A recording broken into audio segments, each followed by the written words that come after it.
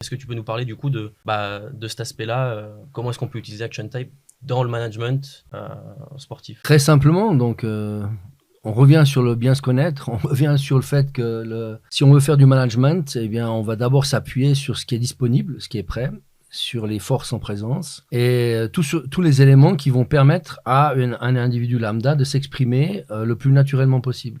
Et pour ça, j'ai besoin de clés, j'ai besoin de capacité à comprendre son fonctionnement et à faire la différence entre son fonctionnement, son besoin, ses besoins et mon fonctionnement et mes besoins pour pas tomber dans les pièges du jugement dont on parlait aussi. Le fait que voilà, quand il se comporte d'une certaine manière, j'arrive pas à comprendre son comportement ou ce qui est derrière ce comportement, ses motivations, sa manière de faire, etc. Donc le management, il va fonctionner exactement comme, on va dire, comme les athlètes. On est sur la nécessité d'apprendre quel est le spectre possible des choses, le spectre dans les différences possibles, et de leur donner de la valeur, de donner de la valeur aux éléments qui existent, et non pas d'en ôter de la valeur ou de déprécier, dégrader éventuellement un fonctionnement qu'on ne comprend pas. Donc il y a une nécessité d'aborder tout ça avec, on va dire, plus de sagesse et plus de capacité d'intégrer les différences. Et pour ça, on a besoin de profiler les gens ou de comprendre, en tout cas, la dimension dans laquelle ça s'exprime. Le profilage va aider sur la rapidité, bien sûr,